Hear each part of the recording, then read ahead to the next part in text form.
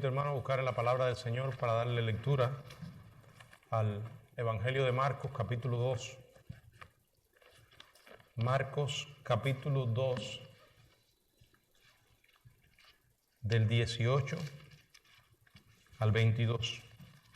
Evangelio de Marcos, capítulo 2, del 18 al 22. Y los discípulos de Juan y los de los fariseos ayunaban, y vinieron y le dijeron: ¿por qué los discípulos de Juan y los de los fariseos ayunan y tus discípulos no ayunan? Jesús les dijo: ¿acaso pueden los que están de bodas ayunar mientras está con ellos el esposo? Entre tanto que tienen consigo al esposo no pueden ayunar. Pero vendrán días cuando el esposo les será quitado, y entonces en aquellos días ayunarán. Nadie pone remiendo de paño nuevo en vestido viejo, de otra manera el mismo remiendo nuevo tira de lo viejo y se hace peor la rotura. Y nadie echa vino nuevo en odres viejos, de otra manera el vino nuevo rompe los odres y el vino se derrama y los odres se pierden. Pero el vino nuevo en odres nuevos se ha de echar. Padre, te damos gracias por tu palabra. En esta hora te pedimos que tu Espíritu Santo, Señor, nos ilumine para entender las verdades que tienes para nosotros en esta noche. Señor, ayúdanos en esta hora, te lo pedimos en el nombre de Cristo. Amén. Pueden sentarse, hermanos.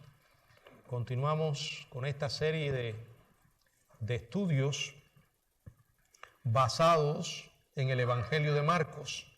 El estudio de esta noche lo hemos titulado La exclusividad del Evangelio.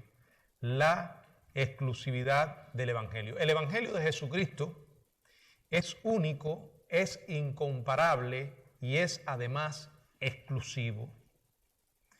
Cuando decimos que el Evangelio es exclusivo, es que solo hay un medio a través del cual el hombre puede ser salvo.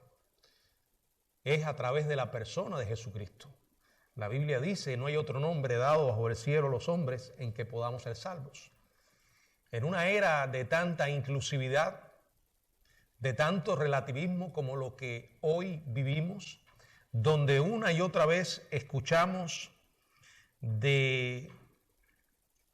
por ejemplo, que todos los caminos llevan a Dios y en consecuencia todos los caminos llevan al cielo, que no importa en quién tú creas ni lo que creas, al final todos vamos a ser salvos. Bueno, esto es muy inclusivo. Simplemente que no es verdad. Ustedes me han escuchado decir esto otras veces y lo repito de nuevo. El propio Señor Jesucristo fue excluyente. Es excluyente en el sentido de que se presentó como el único medio a través del cual el hombre puede llegar a Dios. No en el sentido de que Dios rechaza a personas que vienen a Él, no. La Biblia es clara cuando dice que de tal manera amó Dios al mundo que dio a su Hijo para que todo aquel que en Él cree no se pierda, mas tenga vida eterna. La oferta de salvación está disponible para todo ser humano pecador, pero no hay otra oferta de salvación que la que Dios ha dado en la persona de Jesús. Y como decía el mismo Cristo: yo soy el camino, la verdad y la vida. Él no dijo: yo soy un camino entre muchos. Tampoco dijo: yo soy una verdad entre otras verdades. No dijo: soy una vida entre muchas. Él se definió a sí mismo de una manera exclusiva. Y de igual manera, la buena noticia, repito, es única, incomparable y exclusiva. Los hombres no pueden llegar a Dios a su manera, mucho menos ser salvos a su manera. No puede coexistir el Evangelio con un sistema religioso alternativo. De la misma manera que el agua no puede estar mezclada con veneno y seguir siendo segura para beber, así también el agua viva o el agua de vida no puede estar mezclada con el error y seguir reteniendo su carácter salvador. Aunque algunos al nombre del amor intenten que esto sea real, pero no es real, no puede ser. No podemos sacrificar a nombre del amor la verdad. La verdad es clara, está en la palabra del Señor. Jesús dijo, tu palabra es verdad. Jesús mismo encarnó la verdad, el diablo encarna la mentira. Ahora vamos a ver en esta noche, en este pasaje de Marcos, del 18 al 22, de este capítulo 2, donde Jesús explica lo incompatible que era su mensaje con la religión falsa, digamos, vacía, el judaísmo apóstata y por extensión cualquier sistema religioso de fabricación humana. No pueden estar las dos cosas. O una persona lleva esa vida religiosa y aún así sigue perdido, o se arrepiente de todo eso y se vuelve a Cristo en busca del Salvador y del único medio a través del cual puede recibir el perdón de sus pecados. Nicodemo vino a Jesús siendo un maestro de Israel, un hombre religioso, y lo primero que el Señor le dice cuando él llega con estas palabras, maestro bueno. Bueno, realmente no fue Nicodemo el que le dijo esto, pero cuando él llegó, inmediatamente Jesús le dice, tienes que nacer de nuevo, tienes que nacer de nuevo. Quiero específicamente buscar cómo fue que comenzó la conversación. Rabí, él le dijo, sabemos que has venido de Dios como maestro, porque nadie puede hacer estas señales que tú haces si no está Dios con él. Y Jesús inmediatamente le dice, de cierto os digo que el que no naciere de nuevo no puede ver el reino de Dios. Miró a Nicodemo y miró la gran necesidad que tenía.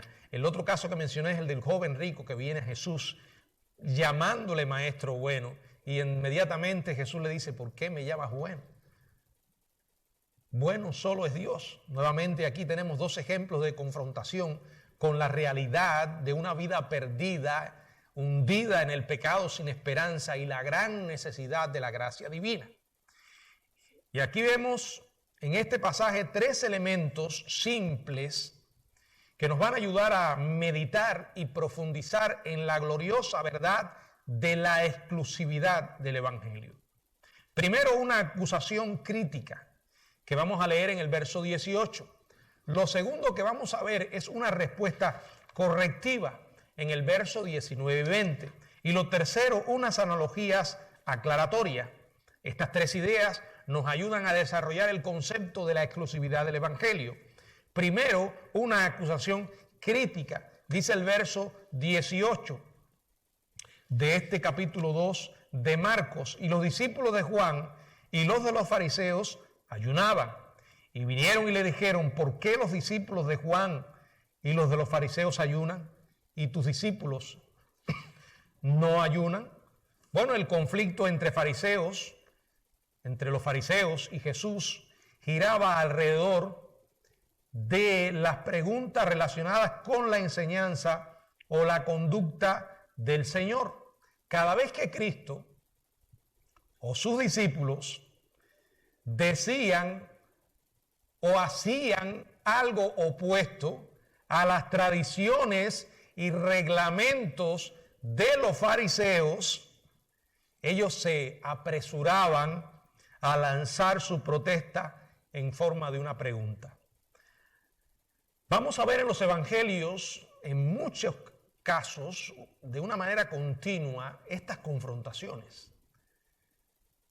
Aunque estos fariseos presentan sus preguntas y sus críticas con la intención de presentar a Jesús como un rebelde, desobediente a la palabra de Dios, que en ese caso era que la ley, el antiguo pacto, una y otra vez Jesús se negaba a caer en la trampa de ellos y mostraba con una sabiduría divina el verdadero rostro de estos personajes. Jesús nunca quebrantó la ley de Dios. Jesús nunca estuvo opuesto a la palabra de Dios. Lo que sí se negaba a cumplir, y de hecho los desafiaba una y otra vez, eran las tradiciones que estos hombres habían levantado al nivel de la palabra de Dios. Como dijo Jesús en una ocasión, ustedes me aman de labios para afuera, pero su corazón está lejos de mí, porque enseñan mandamientos de hombre. Con sus mandamientos y con sus reglas y con sus tradiciones, ustedes están invalidando la palabra de Dios. En este, como en otros casos que vamos a ver, el viernes próximo tenemos la competencia, el otro más arriba, vamos a hablar de cómo Jesús también confronta a los fariseos ante el desafío de ellos de que sus discípulos estaban quebrantando el día de reposo. No estaban quebrantando el día de reposo. No estaban haciendo algo prohibido por las Escrituras. Ellos tenían hambre y pasaron por un campo sembrado y comenzaron a tomar espigas y a restregarlas con las manos. Eso no estaba prohibido por la ley. Ahora sí estaba prohibido por las tradiciones de ellos. El ayuno, vamos a ver cómo ellos también lo habían cargado con tradiciones. El ayuno, la oración, las limosnas, hipocresía religiosa, falsedad, que Jesús descubrió y los puso delante de la gente como lo que realmente eran. En esta ocasión el grupo de inquisidores también incluía a algunos de los discípulos de Juan el Bautista. La presencia de los discípulos de Juan junto a los fariseos es sorprendente. ¿Por qué? Porque Juan había sido claro en su testimonio acerca de quién era Jesús. Por ejemplo, vamos a ver algunos versos de la Biblia. En Juan 1:29, si alguno lo encuentra y puede leerlo. Juan 1:29.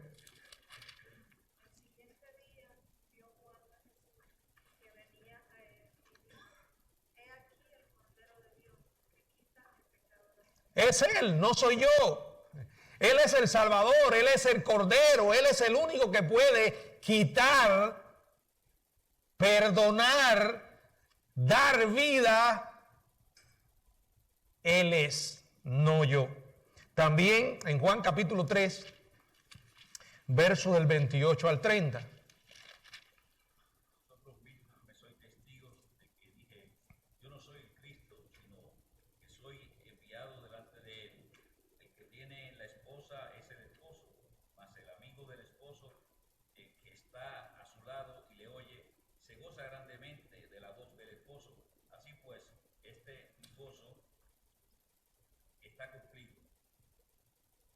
Es necesario que Él crezca, pero que yo mengüe.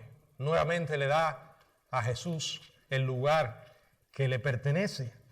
En Juan 5:33 también leemos: vosotros enviasteis mensajeros a Juan y él dio testimonio de la verdad. O sea, Juan dio testimonio de que Jesús era la verdad. Él era el precursor, él no era el Mesías. Juan el Bautista audazmente señaló a sus seguidores hacia Jesús en Marcos capítulo 1, verso 7, y les predicaba diciendo: viene tras mí el que es más poderoso que yo, aunque no soy digno de desatar encorvado la correa de su calzado. En Juan también capítulo 1, verso 36 y verso 37, dice: y le buscó Simón y los que con él estaban, y hallándole le dijeron, disculpen, estoy leyendo. No, estoy leyendo en Marcos, es en Juan, capítulo 1, 36 y 37. Si alguien puede leerlo, por favor.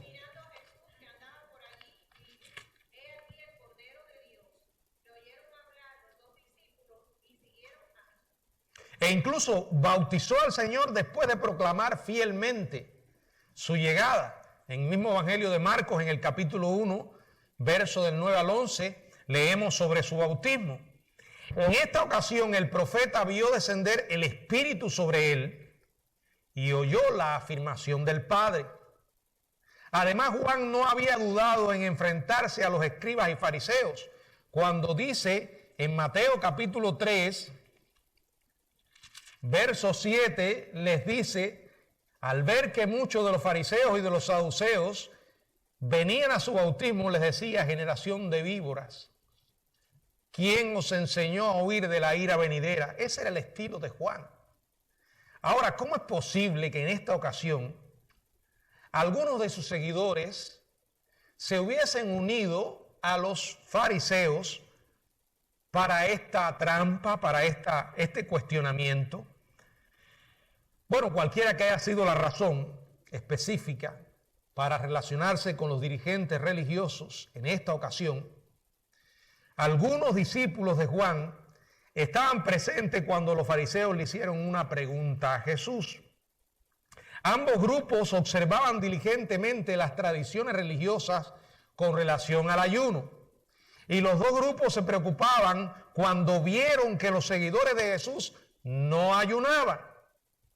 Ahora, el hecho aquí es que Jesús y sus discípulos habían acabado de asistir a un banquete en casa de Mateo. ¿Se acuerdan? En el estudio anterior hablamos de eso y aparece registrado en este capítulo 2, en el verso 15 y verso 16. Aconteció que estando Jesús a la mesa en casa de él, muchos publicanos y pecadores estaban también a la mesa juntamente con Jesús y sus discípulos, porque había muchos que le habían seguido. Y los escribas y los fariseos, viéndole comer con los publicanos y con los pecadores, dijeron a los discípulos: ¿qué es esto? Que él come y bebe con los publicanos y pecadores. Este escenario, esta conducta de Jesús, solo aumentó la consternación de los fariseos y de los discípulos de Juan. Comer y hacerlo comer con recaudadores de impuestos y pecadores, cuando la costumbre era ayunar. Esto los dejó pensativos. Es probable que ellos no tuvieran la misma intención que tenían los fariseos, pero la realidad es que estaban allí, formando parte del mismo grupo. Desde luego, repito, es probable que ellos simplemente querían saber por qué Jesús aprobaba tal conducta de parte de sus seguidores. Pero era evidente que de parte de los fariseos era diferente.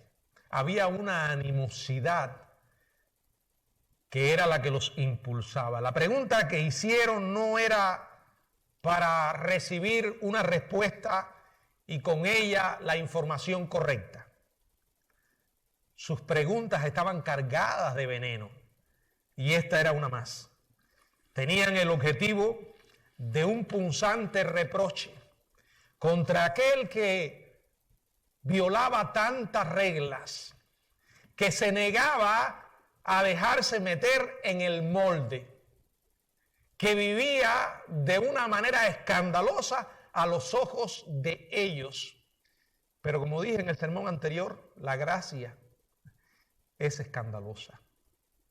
Dice que indignados vinieron y le dijeron: ¿por qué los discípulos de Juan y de los fariseos ayunan y tus discípulos no lo hacen?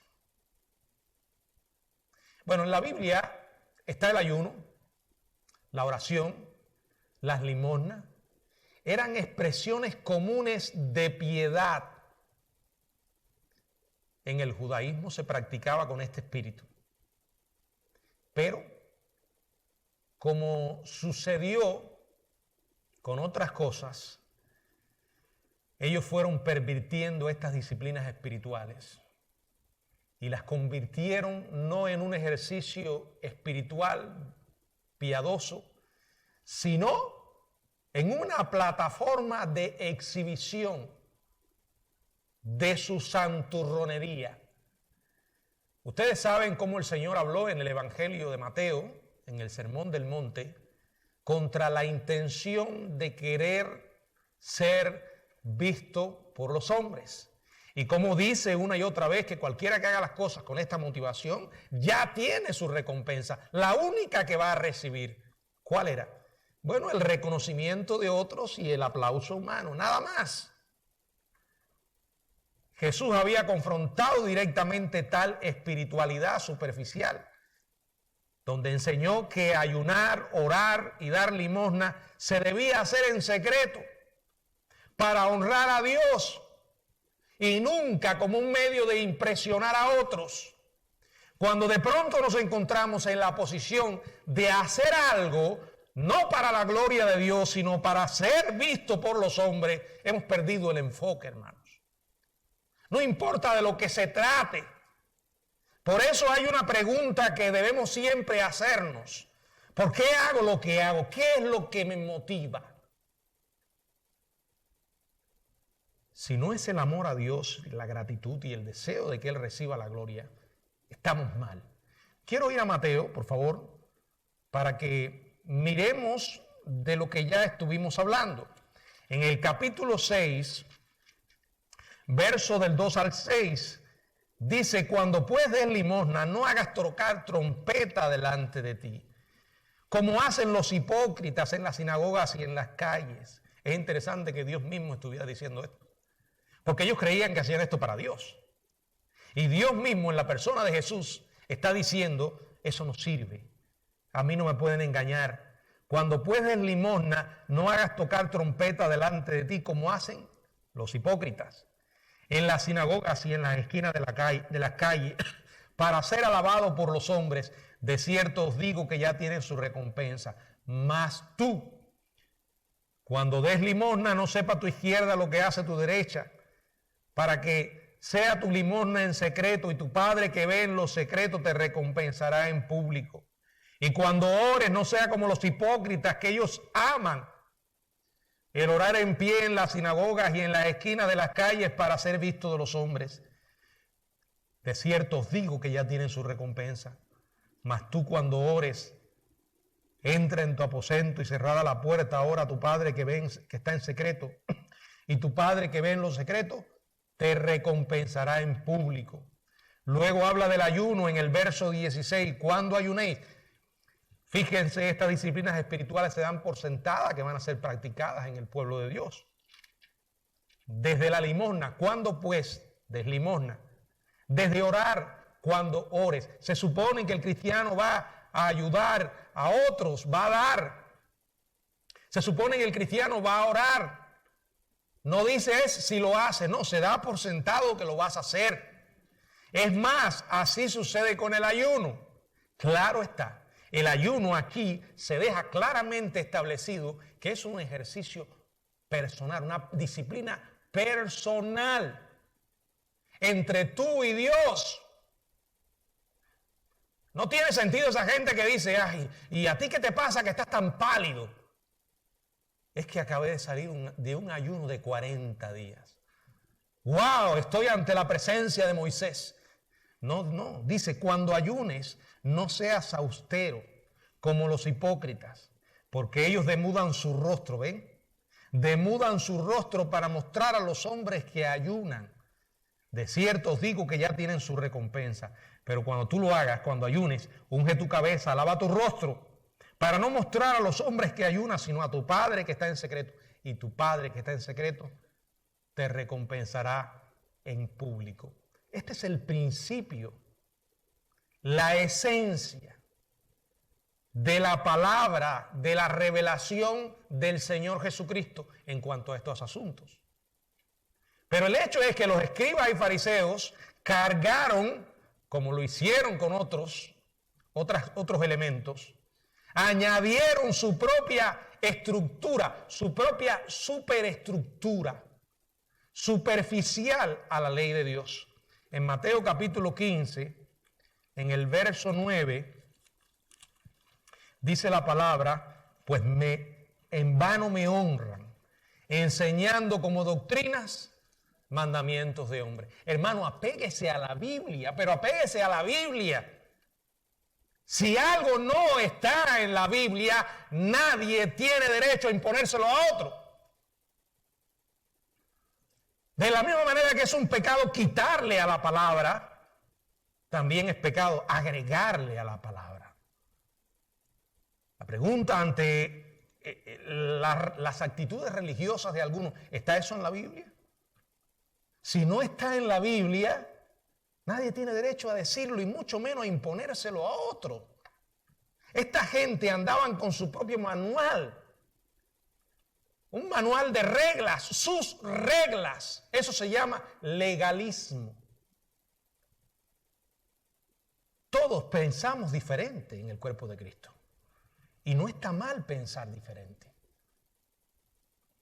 La iglesia puede haber unidad a pesar de la diversidad. ¿Por qué? Porque la unidad ocurre en torno a una persona y su palabra. La persona es Jesucristo, su palabra. En las cosas que enseña la Biblia debemos ser unánimes. Pero las cosas que no enseña la Biblia o guarda silencio, tenemos derecho a pensar diferente. Y tenemos que aprender a respetar una opinión distinta. Dios puede usar a alguien aun cuando no esté de acuerdo conmigo. Pero en el momento en que yo quiero imponerle a otro algo que la Biblia no dice en ninguna parte, estoy haciendo lo mismo que hacían estos hombres que Jesús condenó. Me están honrando de labios hacia afuera, pero en lo interior están lejos de mí. Estaban tan enfrascados en sus propias reglas que habían perdido de vista lo más importante. Es como el hombre que estaba paralítico, Jesús lo sana y le dice que tomara su lecho y se fuera. Y luego se encuentran con el hombre y saben en qué se enfocan ellos. En que el hombre iba cargando su lecho en sábado. Uno ve eso y uno dice, pero ¿cómo es posible que esta gente estuviera tan ciega? Que estuvieran tan aferrados a sus tradiciones y que perdieran la capacidad de ver las cosas más importantes. ¿Qué era lo más importante? Un hombre que había sido salvo y sano. Porque el sábado, como vamos a ver, fue dado por causa del hombre. Y Jesús dijo, yo soy Señor aún del sábado. Pero ellos lo habían convertido en algo tan pesado. Como mismo habían convertido las oraciones en algo tan tedioso y repetitivo. Y el ayuno y las limosnas con su hipocresía llamando la atención sobre ellos. El verdadero motivo de la indignación de estos personajes no era que los discípulos estuvieran violando la ley de Dios, sino que no estaban siguiendo sus reglas hechas por ellos. Hermanos,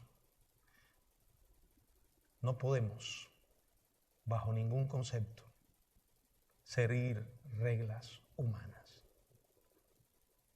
¿Por qué es que hay gente a veces que sigue reglas humanas? Porque no conoce la Biblia. Porque mientras más conocemos la Biblia, más sabemos lo que Él enseña.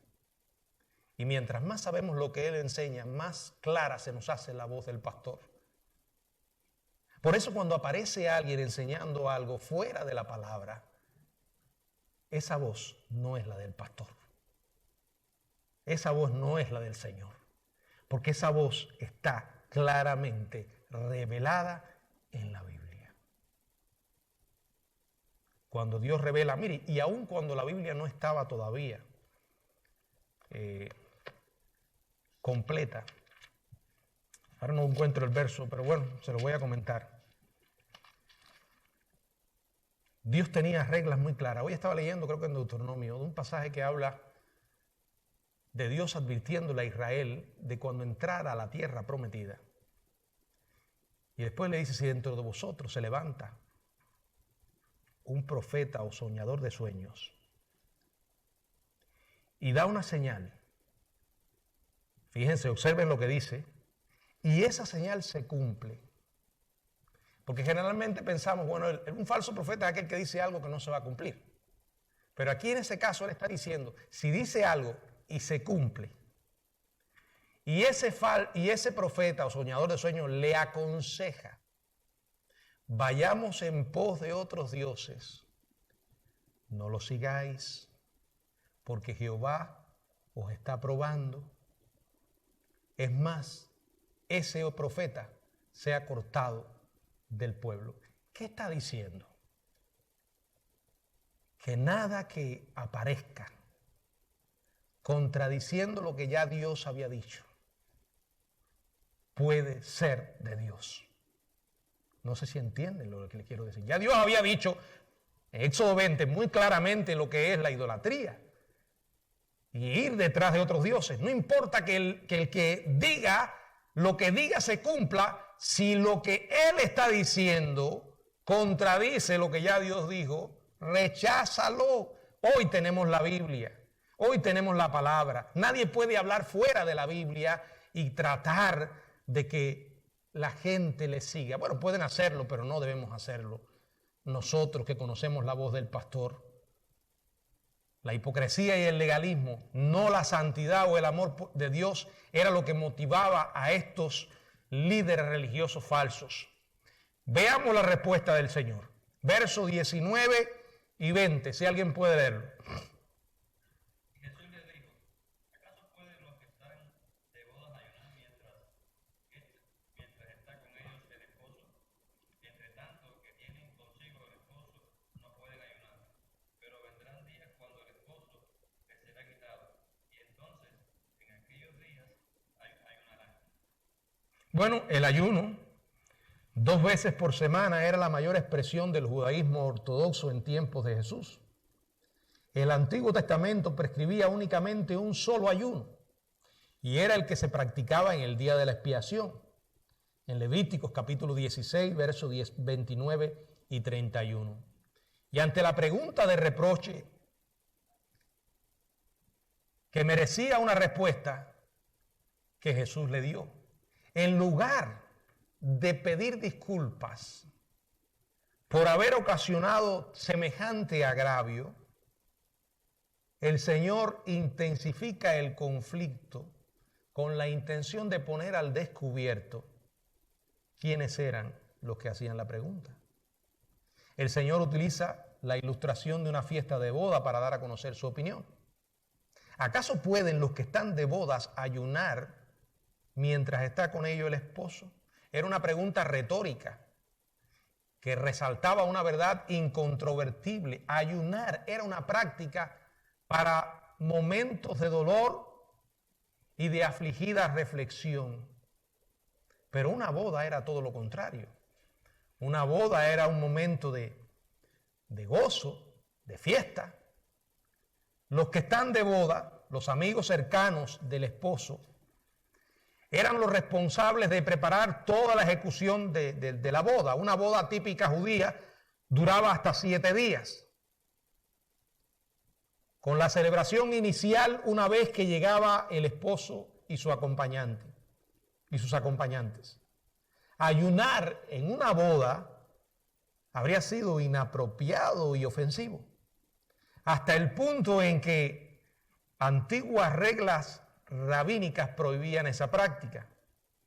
Las palabras de Jesús fueron claras, enfáticas. Entre tanto que tienen consigo al esposo, no pueden ayunar. Que un miembro de la fiesta de bodas llorara en un momento tan singular era tanto ridículo como incorrecto. Vaya, yo me imagino a alguien como que yendo a un crucero y en el crucero va a ayunar.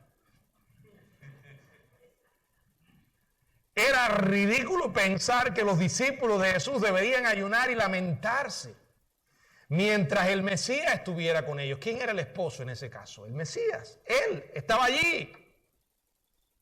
La declaración de Jesús acerca del gozo de una fiesta de boda termina con una nota amenazante. Dice, vendrán días cuando el esposo le será quitado. Entonces, en aquellos días, ayunarán. La celebración de los discípulos iba a tener un súbito final cuando el esposo fuera arrebatado inesperadamente. El verbo empleado, quitado, transmite la idea de una extirpación repentina y violenta. Sirve como una clara referencia ¿a qué? A la muerte del Señor Jesucristo. La palabra de Dios dice en el libro de Isaías, en el capítulo 53, verso 8, por cárcel y por juicio fue quitado, y su generación, ¿quién la contará? Porque fue cortado de la tierra de los vivientes, y por la rebelión de mi pueblo fue herido. En ese momento, después que el Señor muriera y resucitara, estarían justificados para ayunar. La enseñanza de Jesús a sus interrogadores simplemente fue esta. El judaísmo, en su nivel más devoto, como lo ilustran los fariseos y los escribas, estaba totalmente alejado del plan de la salvación. Aquí tenemos gente religiosas. Eso eran gente puramente religiosas. Religión es eso. Religión es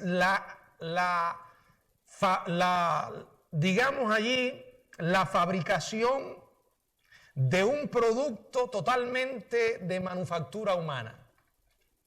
Es todo lo que el hombre hace para calmar su conciencia y autoengañarse, pensando que de esa manera sí puede lograrlo. Pero qué error, qué error más grande. Ellos lloraban cuando deberían haber estado regocijándose.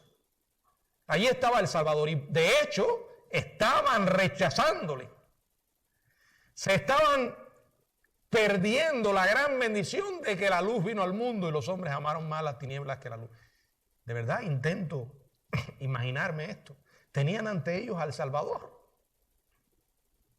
al Hijo de Dios, al Mesías, y se negaban a verlo. Tenían la luz y querían apagarla. Ellos le rechazaron. Ellos no tenían nada en común con Jesús. Como hoy tampoco tiene nada en común con Jesús una vida religiosa que descansa únicamente en esa religión para su propia salvación. Esa vida no ha entendido lo que es la gracia, no la conoce y por eso su vida es una desgracia. Ellos estaban consumidos por la arrogancia moral, mientras que Jesús predicaba la gracia divina. Ellos negaban ser pecadores, mientras Jesús predicaba el arrepentimiento del pecado. Ellos estaban tan orgullosos de su religiosidad y Cristo predicaba la humildad.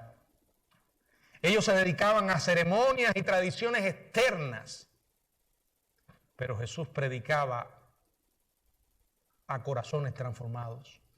Ellos buscaban el aplauso de los hombres. Jesús enseñaba a buscar la aprobación de Dios. Ellos tenían rituales muertos. Él ofrecía una relación íntima. Ellos promovían un sistema. Él proporcionó salvación. ¿Se dan cuenta de cuál es la diferencia? Sigue siendo la misma que hoy existe entre la gente religiosa que conocemos y el cristianismo, el evangelio salvador. No se engañe porque una persona vaya a una iglesia. Es más, voy a ir más lejos. Generalmente cuando hablamos de religión siempre pensamos en la religión tradicional y otras religiones fuera de nosotros. Pero una persona puede llevar una vida religiosa aún dentro de una iglesia bautista. Cuando, como los escribas y fariseos, se enfoca solo en las acciones externas, en lo que puedo y lo que no puedo hacer, y no conocen para nada el tener una relación con Jesús como resultado de una experiencia de nuevo nacimiento, porque en el cristianismo no se trata de afuera hacia adentro, sino de adentro hacia afuera. Cuando lo único que tú tienes para mostrarle al mundo es una vida cargada de obras, de acciones externas, y no una vida transformada en el orden espiritual primero y que influye en lo externo, entonces no tienes nada que mostrar. Yo he hecho un ejercicio muchas veces y es preguntarle a la gente, a veces usamos esta expresión, fulano tiene un buen testimonio. Fulano da un buen testimonio. ¿Y qué es dar un buen testimonio? Para ti, ¿qué es tener un buen testimonio? La mayoría de las respuestas son estas.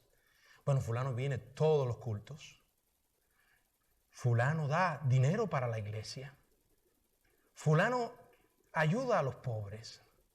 Fulano lee la Biblia, lo veo allí. Nada más. Nada más. ¿Saben que una persona puede hacer todas esas cosas e irse al infierno? Yo no estoy diciendo que esas cosas sean malas, pero tienen valor de verdad cuando son resultado de una vida espiritual interna, cuando son resultado de una vida, de una relación con Dios. Es más, cuando usted habla, cuando la Biblia habla de testimonio, el énfasis no está en las acciones, sino en el carácter. Por eso llegamos a un libro como Gálatas y nos sorprende ver allí que el Señor habla del fruto del Espíritu. Amor, gozo, paz, paciencia, benignidad. ¿Saben por qué? Porque eso que se llama el fruto del Espíritu son características que no se pueden falsificar. Usted puede falsificar las acciones externas y engañar a otros.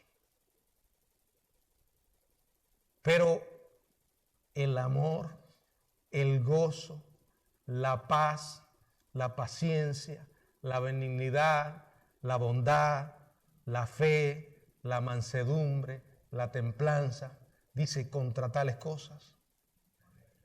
¿Qué quiere decir? Que eso no se puede falsificar.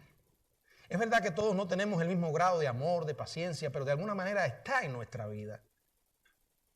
Por eso a veces andamos tan perdidos en ese sentido, porque evaluamos a las personas solo como resultado de sus acciones externas. Y hay gente muy religiosa en las iglesias que se van a llevar una gran sorpresa. Porque usted no me puede decir que ama a Jesucristo porque venga a todos los cultos o porque lleve una vida religiosa y su carácter sea el carácter de un perro. Y digo de un perro porque hay gente así. Por eso cuando la gente mira esa vida, no se siente en ningún sentido motivado a buscar ese Dios. Pero cuando alguien ve la obra de Cristo en ese sentido espiritual, no la puede negar. Esta gente era así. Una y otra vez estaban enfocados en lo externo. Y Jesús, miren, los comentarios más fuertes que yo encuentro en la Biblia de parte de Jesús fue a esta gente. Y específicamente a la hipocresía que llenaba sus vidas. Voy a tratar de ir ahora, porque se me va el tiempo, a la última analogía. O sea, a las analogías que Jesús usa para aclarar el error en el que ellos estaban. Verso 21. Nadie pone remiendo de paño nuevo en vestido viejo. De otra manera, el mismo remiendo nuevo tira de lo viejo y se hace peor la rotura. Y nadie echa vino nuevo en odres viejos. De otra manera, el vino nuevo rompe los odres y el vino se derrama y los odres se pierden. Pero el vino nuevo en odres nuevos se ha de echar. El Señor ilustró aún más lo que estaba diciendo por medio de analogías o parábolas. Mateo y Marco relatan dos metáforas. Lucas relata una tercera. En el Evangelio de Lucas, en el capítulo 5, verso 39, dice la palabra y les decía, Lucas 5, 39. Y ninguno que beba del añejo quiere luego el nuevo, porque dice, el añejo es mejor. Está a través de estas ilustraciones enfatizando lo singular y exclusivo del Evangelio. Por eso es que dice en el verso 21, nadie pone remiendo de paño nuevo en vestido viejo. De otra manera, el mismo remiendo nuevo tira de lo viejo y se hace peor la rotura. Y luego la del verso 22. Miren, voy a tratar de simplificar esto. No voy a entrar en los detalles de los odres, otras veces lo hemos explicado. La idea es que no se puede mezclar el evangelio de la gracia con el sistema religioso de obras.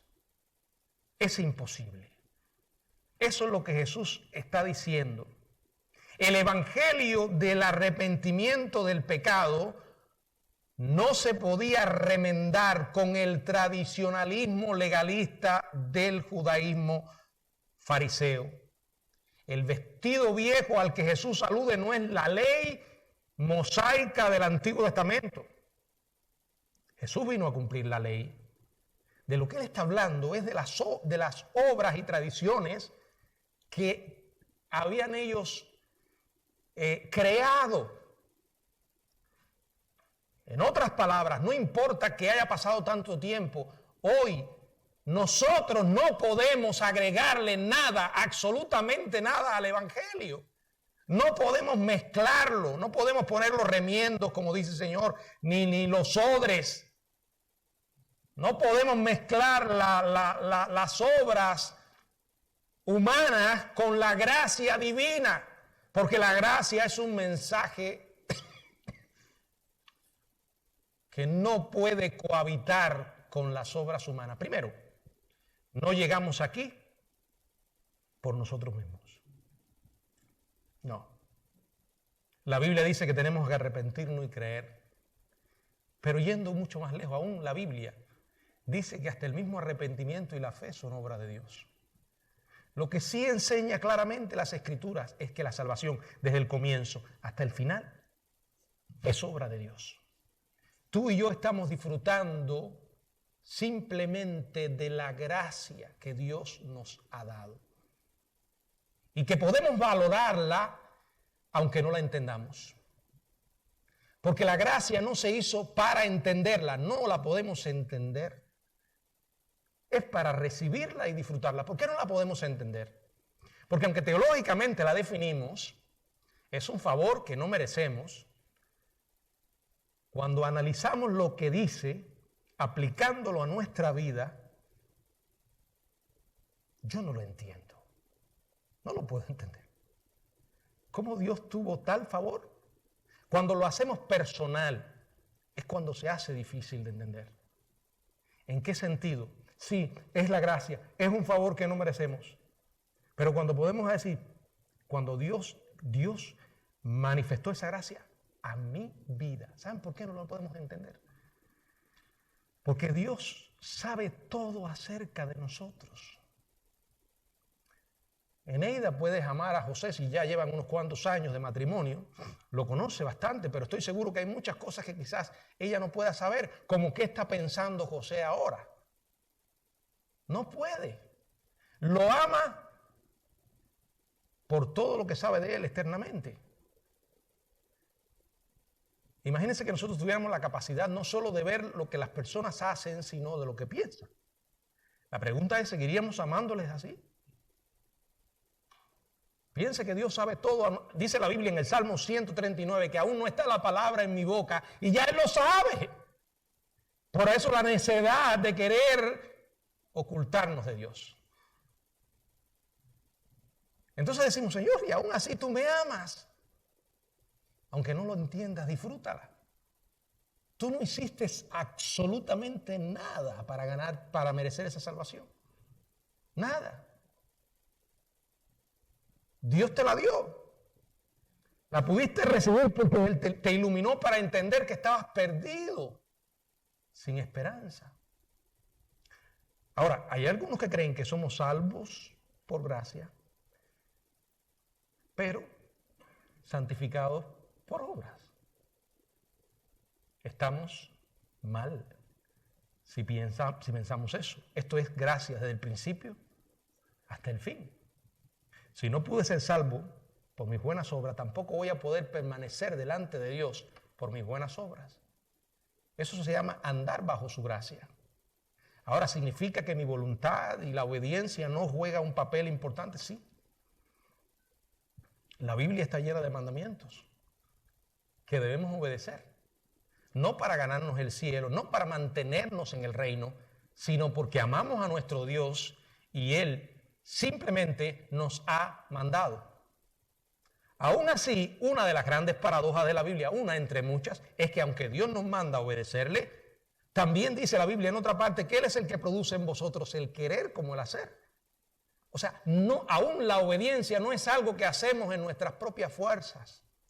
Contamos con la presencia de su Espíritu en nuestras vidas y obedecemos en el poder de ese Espíritu. O sea, en el cristianismo no hay razón para la vanagloria.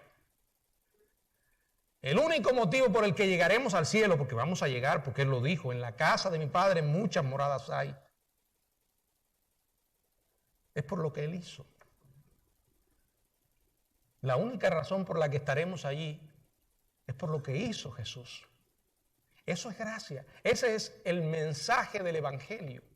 Esa es la exclusividad de este mensaje. ¿Por qué digo exclusivo? Porque no va a oír otro mensaje como este. Y en segundo lugar, porque desecha todo tipo de invento humano de que sí hay otra manera. No, no hay otra manera. El infierno estará lleno de gente que dijo alguien, que estarán cantando unos a otros la canción a mi manera. Porque aquí no se trata de nosotros, sino de lo que Dios ha revelado en la Biblia. Miren, yo creo que si de alguna manera, yo creo que la gente que comienza a descansar en sus obras es porque en algún punto del camino se les ha olvidado quiénes son. No se trata de que fuimos pecadores. Fuimos, somos y seremos siendo pecadores mientras estemos de este lado. Ahora, ¿estamos justificados? Claro que sí. Por la fe, Romanos capítulo 5, verso 1. Dios nos ve como justos, pero no porque seamos justos, sino porque nos ve en Cristo. Eso es gracia. Y eso es lo que esta gente no entendía. Y créanme que no es una herejía para pasar por encima y decir esto no tiene tanta importancia. Sí la tiene, mucha. Fíjense que Jesús le dio una enorme importancia. Hablaba de la gracia, enseñaba de la gracia, combatía el legalismo, combatía la hipocresía. Él fue el que contó la historia de aquellos dos hombres que fueron al templo a orar. Uno fariseo y el otro publicano. Aquel que decía, Señor, ¿qué decía ese tipo? ¿En qué descansaba? En lo que hacía. Y como lo hacía, se creía superior a otro. Yo ayuno 2 veces por semana, doy diezmo de todo lo que tengo. Yo no soy como esta gente pecadora. Dice la Biblia, Jesús dijo, ¿y este hombre oraba con quién? Consigo mismo. Era un monólogo. Un delirio lo que tenía. Su oración no pasaba del techo. Mientras que aquel otro, ¿qué hacía? Señor, sé propicio a mí que soy pecador. Dice que se golpeaba el pecho orando. Eso es lo que la Biblia llama pobreza de espíritu. Reconocer que estamos en bancarrota y en consecuencia en bancarrota espiritual. No teníamos otra oportunidad que no ser aquella que Dios nos dio en la gracia. Hermanos, que el Señor nos ayude a recordar siempre la exclusividad del Evangelio. Y tenemos que proclamarlo, porque no hay otro nombre, no hay otro medio en que la gente pueda ser salva. Pero mucho cuidado con diluir el mensaje. Mucho cuidado con aceptar otros mensajeros. Porque Jesús fue claro. Que el Señor nos bendiga.